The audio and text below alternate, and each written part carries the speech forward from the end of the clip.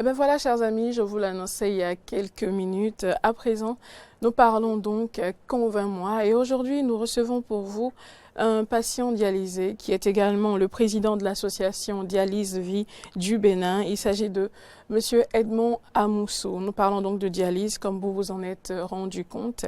La dialyse est un traitement de suppléance nécessaire face à l'insuffisance rénale chronique. Cette dernière est la conséquence de l'évolution des maladies qui détruisent les reins. Elle découle sur l'insuffisance rénale terminale, qui est le stade ultime de l'insuffisance rénale chronique. La perte de la fonction rénale est telle que la vie de la personne est en danger. Alors, nous allons discuter de tout ça, discuter également des conditions de vie du patient dialysé au Bénin. Et pour en discuter, vous l'avez compris, nous recevons pour vous M. Edmond Amoussou. Bonjour et bienvenue. Merci beaucoup. C'est un plaisir de vous avoir avec nous sur ce plateau. Plaisir partagé. Alors, la dialyse est-elle le début ou la fin de vie pour le malade? Non, pas du tout. Tu peux être dialysé et vivre longtemps. Non, je vais vous dire simplement que la dialyse n'est pas la fin de la vie d'un homme. Il se trouve aujourd'hui dialysé, il a encore la possibilité de vivre le nombre de jours que Dieu lui a destiné sur la terre. Donc, ce n'est pas du tout la fin de vie pour un patient, Pas pour du un tout. homme. Pas du tout. Très pas bien. du tout. Comment avez-vous su que vous devriez être dialysé? Bon, vous savez, la dialyse, c'est une maladie très silencieuse. Ça ne se déclenche que, ça ne se constate qu'au stade terminal. Et avant ça, c'est des maux de tête, la tension qui monte, et le malade est ignorant de tout ça là. Il pense il fait un palud, il pense qu'il a les maux de tête, que c'est un coup de fatigue, il pense que c'est rien, mais c'est au fil du temps, quand il va se rendre à l'hôpital, que progressivement le médecin va faire le diagnostic et lui annoncer qu'il doit passer à la dialyse. En ce moment, c'est qu'on a déjà essayé de renverser la tendance et c'était devenu impossible. Donc c'est en ce moment qu'on lui annonce qu'il doit aller à la dialyse. Voilà. Quels sont les centres de santé, unités de dialyse au Bénin, en mesure de recevoir, consulter et ou traiter des patients souffrant d'insuffisance rénale? En matière de consultation en néphrologie, puisque la matière qui traite les reins, dans le jargon médical, c'est la néphrologie. Et les néphrologues, la plupart, c'est l'hôpital central, le CNHU, qui dispose des néphrologues. La consultation et la préparation d'un dossier de dialyse se fait, ces deux-là se font au CNHU.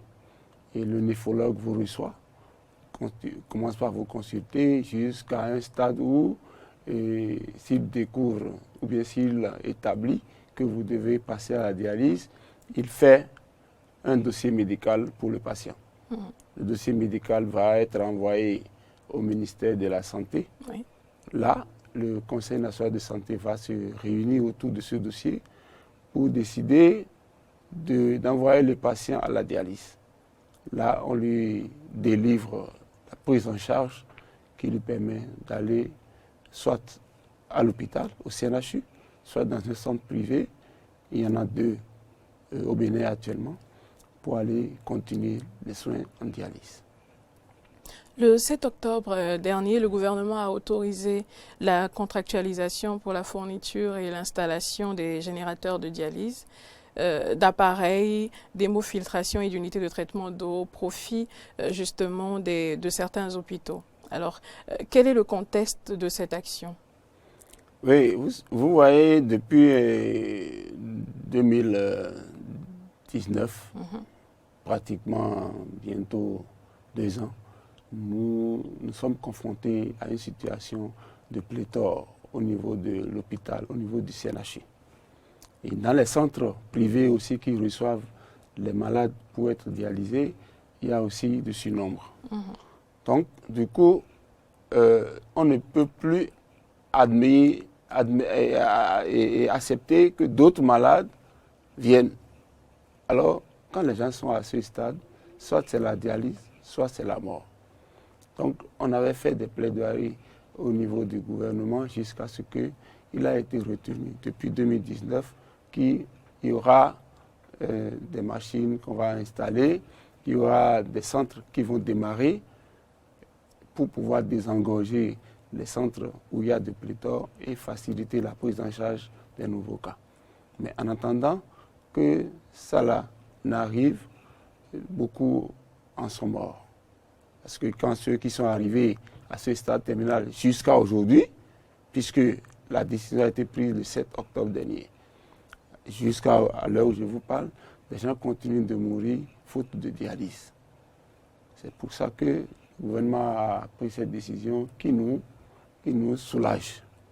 Puisque nous avons été au début de cette décision, le ministre nous l'a annoncé, nous a dit que le gouvernement prend des dispositions pour ça. Donc on attendait ça. Ce n'est pas un truc qui nous est venu dessus, on connaissait, on savait que ça allait arriver. Très bien. Maintenant, il n'y avait pas de centre, il n'y avait pas d'unité de dialyse dans certains départements du Bénin. Et aujourd'hui, avec cette contractualisation, ces hôpitaux vont désormais faire la dialyse aux gens. Il s'agit de l'hôpital CHT Zou, qui, dès que la contractualisation sera effective, va commencer par recevoir des patients dialysés. Et je ne vous le cache pas, depuis 2000, le bâtiment qui va recevoir ces équipements était déjà construit. Mais faute de moyens, on n'a pas pu l'équiper jusqu'à aujourd'hui. Porte-Novo est très avancé en construction, je crois qu'on a même terminé. Et on attendait plutôt ces équipements pour que les patients qui viennent de Kétou, d'Aboum et de Boubert, de Afrankou, ainsi de suite, environ de Porte-Novo, puissent se dialyser au lieu de venir à Cotonou, puisqu'à l'heure où je vous parle, ceux qui sont dialysés dans ces contrées viennent à Cotonou pour se faire dialyser. Ceux qui sont à Boyikon, à Boumé, Mouiri, Dassa, tout ça là, ils viennent tous à Cotonou. Vous voyez, quand Aboumé va prendre, ils pourront aller à Aboumé, tous ceux-là, pour aller se dialyser. Ceux qui vont venir des autres contrées aussi, même de Lokossa, tout ça là, peuvent aller à Aboumé au lieu de venir à Cotonou. Donc cette décision nous soulage. Et nous ne pouvons que remercier le gouvernement pour ça. Mais nous souhaiterions que la mise en œuvre soit très vite. Parce que c'est une question de vie ou de mort. Les gens en meurent trop. Alors, quelles étaient vos difficultés, vos plus grandes difficultés jusque-là? Oui, la plus grande difficulté qu'on avait, c'est comment faire pour que nos camarades qui sont arrivés à ce stade terminal ne meurent pas. On avait couru dans tous les sens. On a même demandé au ministre de nous permettre de donner l'ordre pour que ces patients puissent faire une séance de dialyse par semaine. C'était impossible. On avait tout fait. La difficulté que nous avons aujourd'hui, qui est aussi une difficulté qu'il faut souligner, c'est que la prise en charge de la dialyse doit être repensée. Parce qu'aujourd'hui, à l'heure où je vous parle, il y a pas, les patients qui ne sont pas agents permanents de l'État ne sont pas pris en charge. C'est seuls ceux qui sont agents permanents de l'État qui continuent de bénéficier de la prise en charge depuis 2019 jusqu'à aujourd'hui. Et les autres, les indigents, on les appelle indigents, ceux qui ne sont pas fonctionnaires de l'État, sont laissés en rade en attendant que ces mesures-là soient effectives. Mais les indigents, nous on dit souvent qu'en matière de dialyse, tout le monde est indigent. Parce que la dialyse est trop onéreuse pour qu'un individu puisse vraiment débourser l'argent de sa poche pour payer la dialyse dans notre pays. Ça coûte trop cher. Ça coûte trop cher. Je vais vous donner un petit exemple. Un patient qui doit dialyser une dialyse par semaine, c'est au bas mot 100 000. 100 000 par dialyse. Il lui faut minimum 2 par semaine. Maximum 3. Vous voyez, déjà, en une semaine, il fait déjà 200 000, s'il fait 2. En un mois, il fait déjà 800 000. Alors, quel salaire il a? Quel revenu peut lui permettre de faire face à cela? Donc, toutes ces difficultés réunies, en même temps qu'il fait la dialyse, il lui faut d'autres choses pour accompagner la dialyse. C'est les médicaments qu'il faut prendre pour suppléer à la carence en certains ions, à certains ions plutôt, qui ne sont plus, qui sont détruits par les reins, qui ne fonctionnent plus. Dès que la dialyse est faite, il y a des substances qui sont parties de votre corps qu'il faut ramener par des médicaments. Alors, il faut qu'il achète les médicaments. Il faut qu'il mange. Si tu dialyses, tu ne prends pas tes médicaments et que tu ne manges pas bien, il vaut mieux ne pas dialyser. Il vaut mieux rester tranquille quelque part et mourir. Donc, ces trois choses sont liées. La dialyse, le manger et les médicaments. Donc, si la personne doit payer 100 000 pour la dialyse, les médicaments sont là, il doit manger, il doit se déplacer pour venir à la dialyse. Et tout ça l'a réuni, vous voyez ce que ça fait déjà. Donc, c'est ça que le feu général Mathieu Kérékou a analysé avec les autres gouvernants. Et on dit, on ne peut pas prendre en charge, un individu ne peut pas payer la dialyse au Bénin. C'est pour ça que la dialyse a été décrétée, prise en charge à 100%.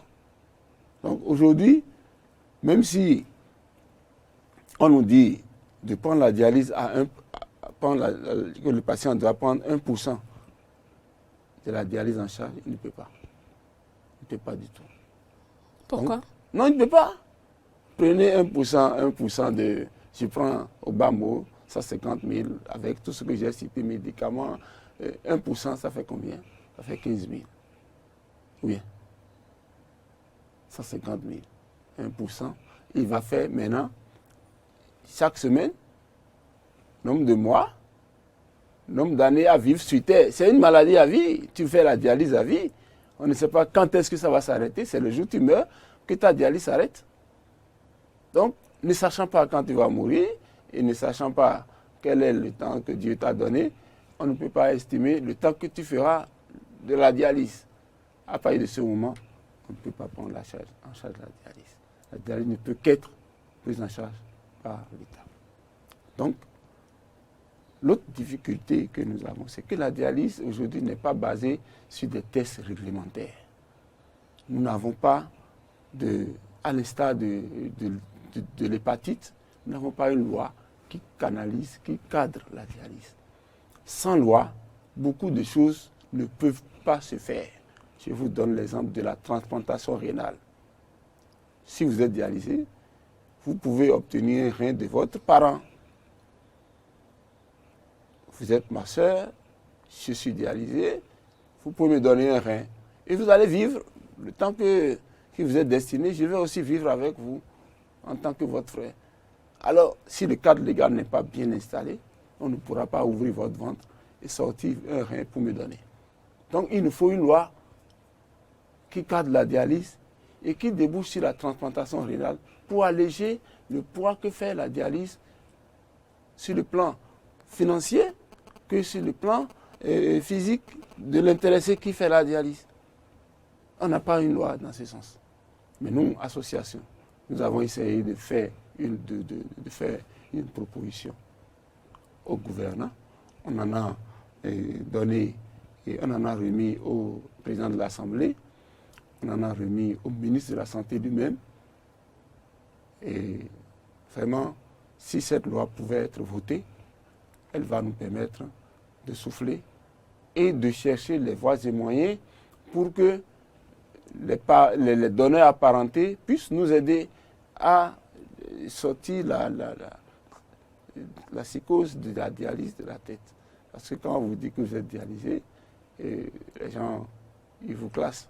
Non. Les dialysés, c'est des gens qui travaillent. Moi, je travaille. je travaille correctement. Et mon employeur peut en témoigner. Je travaille comme si, bon, vous me voyez, ce qui vous dit que je dis, vous allez le savoir, si je ne vous le dis pas. Vous ne pouvez pas le savoir. Donc, il faut que les soins, qu'on ait une bonne qualité des soins, qu'on mange bien, qu'on prenne nos médicaments à temps, et puis on va contribuer beaucoup, les dialysés contribuent beaucoup au développement de notre pays. Donc ce n'est pas des gens qui sont mourants, ce n'est pas des gens qui ne peuvent rien, mais c'est des gens encore qui sont encore valides, qui peuvent encore travailler. Donc, il ne faut pas que les gens nous regardent comme des clochards, des malades. Non, on n'est pas malade. On va à l'hôpital juste 2 fois pour aller uriner. Parce que les dialysés n'urinent pas. C'est quand même une maladie. Bon, c'est dans la tête. Il faut savoir que si vous intégrez dans votre tête que vous n'êtes pas malade, vous allez vivre avec ça pendant longtemps. Voilà un peu les difficultés. Les difficultés aussi, nous avons besoin des personnes de bonne volonté pour nous aider, pour qu'on puisse aider nos patients, nos camarades dialysés. Parce qu'il y a des gens qui ne peuvent pas prendre le ZEM de chez eux pour venir à la dialyse. Alors, nous remercions au passage la Caritas qui a mis à notre disposition ces derniers temps un peu de moyens de frais de déplacement à certains patients. Il y a récemment, j'ai surpris un patient qui a quitté Porte-Noire avec sa moto et arrivé à Nantokpa, au marché Nantokpa, il avait une panne. Il a traîné la moto de Nantokpa jusqu'au CNHU pour venir faire sa dialyse. Donc, c'est déjà une charge pour la famille d'être dialysée. Ainsi, d'autres personnes de bonne volonté pouvaient venir à leur aide. Ça va aussi nous aider beaucoup. Tout à l'heure, vous avez parlé de psychose, hein, parlant justement de l'annonce aux patients dialysés de son état. Et nous entendons également pas mal de choses, appareils en panne ou hors d'usage, rupture des médicaments et autres traitements, réduction dangereuse des temps de soins, et malades abandonnés à leur sort et médecins impuissants. Que répondez-vous à ce tableau sombre peint justement des patients dialysés au Bénin? Non, c'est une réalité. On vit ça. Tout ce que vous venez de dire, c'est des réalités. Ça arrive à des moments donnés que les machines tombent en panne et les dialysés, soit il est débranché, le temps qu'on répare la machine, si dès qu'on finit de la réparer, il reprend sa dialyse. Ou dans d'autres cas, on n'arrive pas du tout à le dialyser ce jour-là. Ça arrive. Les machines sont des trucs fabriqués qui peuvent tomber en panne, encore que l'homme aussi tombe malade. Donc, ces machines, c'est vrai, il y a des moments où les machines tombent en panne. L'autre aussi, on a des moments où les médicaments tombent en rupture. Cela, tout ce que vous avez dit là, c'est du vrai. Et nous sommes des personnes à même de vous dire la vérité. Et quand on va vous demander des preuves, dites que vous avez des preuves. Nous sommes les preuves. Il est arrivé dans des moments où nous avons manqué des produits pendant des mois, produits qui sont vitaux. À quoi est-ce dû? Soit l'hôpital dit qu'il n'a pas été payé par le ministère de la Santé, le Trésor, en tout cas, qu'il n'a pas été payé. Les soins qui ont été donnés ne sont pas remboursés. Et ça fait que l'hôpital n'a plus d'argent pour commander les produits pour continuer les soins. Donc, le plus gros problème, c'est le financement. C'est le financement qui doit aller attendre le malade. Ou dès que c'est fait, le service fait établi, qu'on puisse vraiment payer les centres de traitement pour que ça aille vite. C'est ça, c'est le nœud, c'est tout le problème qui fait que nous avons ces difficultés. Des difficultés qui en rajoutent quand même un peu à la psychose justement dans laquelle se trouve déjà non seulement le patient dialysé mais également ses proches. Oui, c'est vrai. C'est vrai. Comme je vous le disais tout à l'heure, il y a des patients qui ne sont pas encore pris en charge. Je prends leur cas. Si les parents s'efforcent, achètent les kits, puisque celui qui n'est pas pris en charge, pour qu'il vive, il faut que ses parents achètent les kits de dialyse pour lui permettre de dialyser. ils en achètent. Ils arrivent à un stade où ils ont fini de tout vendre. Ils n'ont plus rien pour continuer à acheter les kits. Qu'est-ce qui va se passer? Le patient va mourir. Parce que ses parents ont déjà tout dépensé. Il y a des patients, nous avons des cas qui ont tout dépensé et qui ont fini par mourir, par crever. Et après avoir tout dépensé, ils n'ont plus rien, ils ne laissent plus rien à leur progéniture qu'ils ont laissé là. Et c'est des situations qui, comme vous le dites, en rajoutent à la psychose de leurs proches et d'eux-mêmes. Ils ont tout le temps une peur de mourir qui les conduit partout où ils vont. Parce que s'ils ne sont pas sûrs d'être dialysés dans les minutes qui suivent, c'est vite fait. Alors, de votre position aujourd'hui, est-ce que vous pouvez nous dire comment éviter l'insuffisance rénale et quels en sont les symptômes d'alerte? Pour ceux-là qui nous suivent en ce moment ou nous écoutent en ce moment et qui ne savent pas forcément comment tout de suite être alertés et se diriger vers un hôpital. Bon, l'insuffisance rénale, comme je venais de vous le dire, c'est une maladie silencieuse. Elle apparaît, elle n'est diagnostiquée qu'au stade terminal. Bon, tout ce que je pourrais conseiller aux gens, c'est de se faire consulter, de faire un bilan général une fois par an, ou bien aller doser la créa, les bilans rénaux, ça existe, il y a les bilans rénaux qu'il faut aller demander chaque fois, tous les 3 mois ou tous les 6 mois, dans un hôpital de référence qui traite. Et au fur et à mesure, on se surveille. Les 2 facteurs de risque que nous connaissons aujourd'hui qui amènent à la dialyse, à l'insuffisance rénale, c'est le diabète et l'hypertension.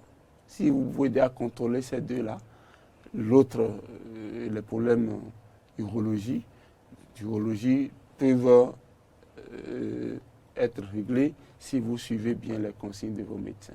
Si vous contrôlez votre tension artérielle, si vous contrôlez, si vous n'êtes pas diabétique, et si vous étiez diabétique, si vous essayez de suivre un peu les consignes des diabétologues, je crois que vous avez évité de venir en dialyse. Donc voilà un peu, et ce que je peux demander aux gens, c'est d'éviter surtout les médicaments de la rue. Surtout, de ne prendre des médicaments que lorsqu'ils sont prescrits par un spécialiste. Parce que le médicament, c'est comme un poison que nous prenons. Là où ça te fait du bien, ça peut aussi te créer d'autres problèmes qui ne se déclencheront qu'au moment où tu ne t'attendais pas. Très bien. Quelles sont vos propositions et doléances pour une meilleure prise en charge? Merci beaucoup, madame. C'est une opportunité que vous nous donnez de faire encore un plaidoyer à l'endroit des autorités. Cette décision qui est prise pour la contractualisation, pour l'acquisition des machines, tout ça là, c'est une décision noble et salutaire. Mais il faut que ça soit rapidement mis en œuvre. Sinon, nous allons perdre trop de citoyens comme on en perd aujourd'hui. Si ça peut aller très vite, nous allons soulager beaucoup.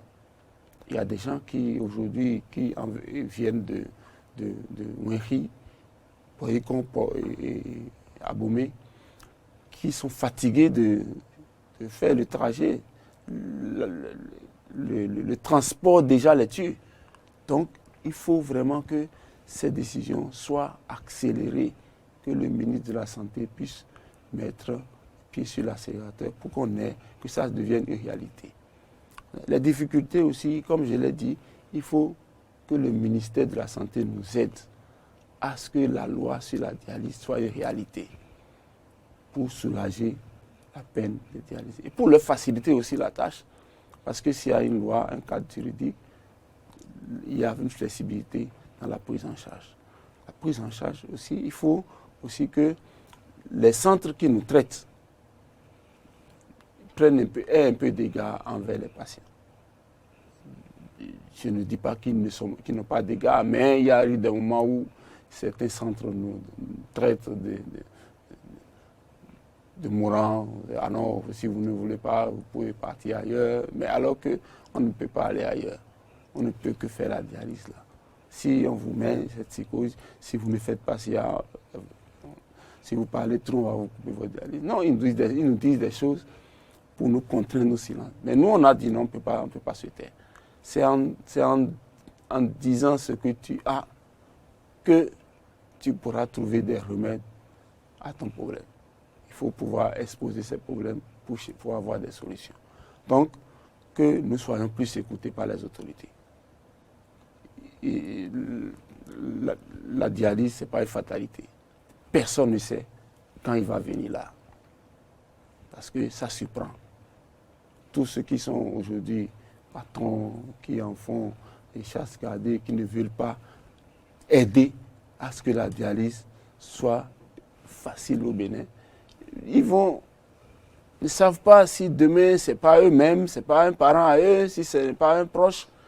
C'est quand c'est un proche maintenant que les gens commencent à courir, ils constatent maintenant que ce que ces gens-là disent là, c'est du vrai. Il ne faut pas qu'ils attendent ces moments-là. Il faut qu'ils déjà prennent des dispositions pour que cela soit une prise en charge facile avant que ça puisse tomber sur un jour. Je vais vous donner un exemple. Nous avons eu des sommités de ce pays, des ministres qui ont été dialysés. Moi j'ai discuté avec un ministre, un ancien ministre qui est père à son âme, qui est mort déjà, qui m'a dit, mais c'est comme ça le truc. Si je savais que c'est comme ça, j'allais œuvrer davantage pour que la prise en charge soit sérieuse au Bénin. C'est vrai qu'elle est sérieuse, mais il faut plus de regard envers la prise en charge.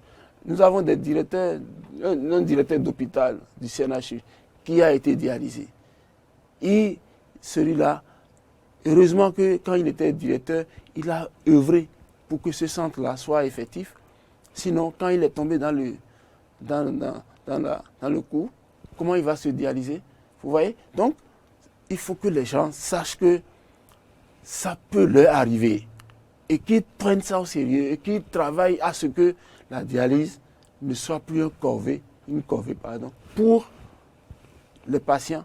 Et qui préparent eux aussi, s'ils ont des parents demain qui sont comme vous l'avez dit, une famille dispose d'un dialysé. C'est vrai, même deux. Si on cherche, moi, ma liée, on peut voir que nous sommes des parents. C'est comme ça se passe.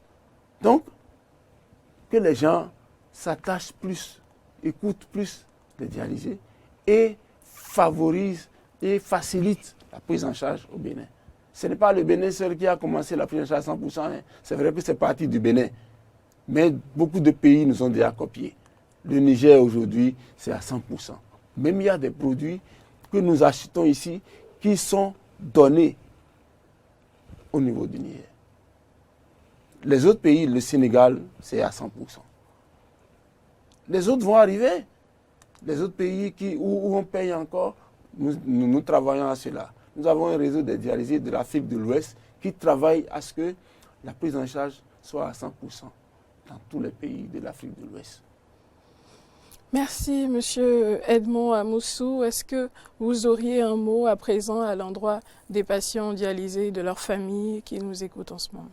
Je voudrais que mes camarades dialysés sachent que, comme je leur dis souvent, vous n'êtes pas malade. Qu'ils mettent en tête que ce n'est pas une maladie on ne meurt pas de la dialyse.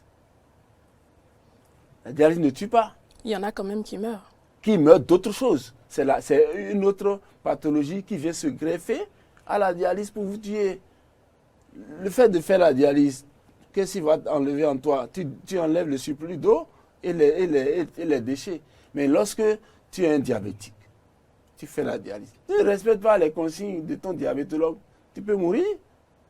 Alors, si une autre maladie vient se greffer sur la dialyse, tu peux mourir de cette maladie, mais tu ne mourras pas de la dialyse.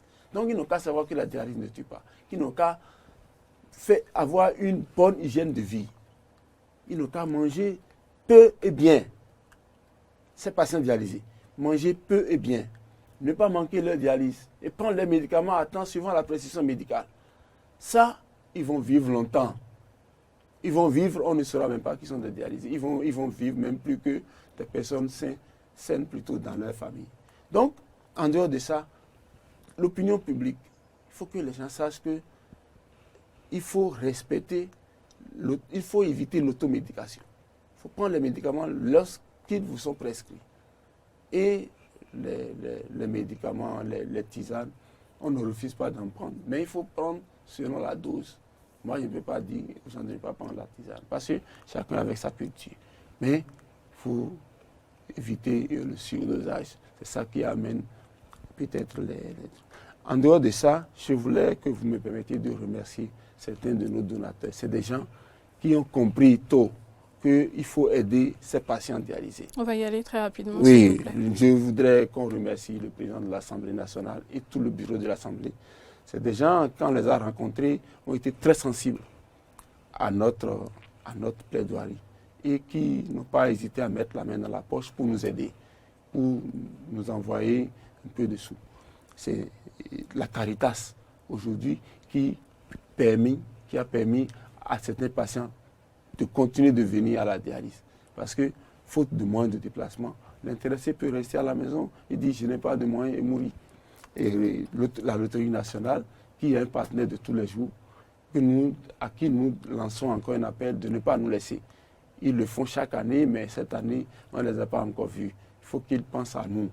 Nos draps sont déchirés, nous n'avons plus de draps, nous n'avons plus, les brassards de tension ne sont plus en bon état. Nous avons beaucoup de choses qu'ils nous donnent. Ils n'ont qu'à penser à nous, comme ils le font déjà. L'ONG Oredola, c'est une organisation non gouvernementale qui est en Allemagne, qui nous aide chaque fois que le besoin se fait sentir. Et le directeur de l'hôpital aussi, nous le remercions, parce qu'il est à notre écoute. Madame, merci pour nous avoir invités et nous exhortons les personnes de bonne volonté de penser aux patients dialysés. Ils peuvent me contacter. Je peux donner mon contact, ils peuvent me contacter. Exceptionnellement, oui. Exceptionnel, ils peuvent me contacter pour n'importe quel don qu'ils veulent faire à l'association. Je suis au 95 42 29. C'est le président, c'est mon numéro. On va rappeler rapidement le contact. 95 42 29. Très bien. Merci à vous, Monsieur Edmond Amoussou. Je rappelle que vous êtes le président de l'association Dialyse Vie du Bénin. On vous dit à très bientôt, on l'espère, sur ce même plateau. Oui, je suis toujours disponible. Dès que vous me faites appel et que ce n'est pas mon jour de dialyse, je serai là. Très bien.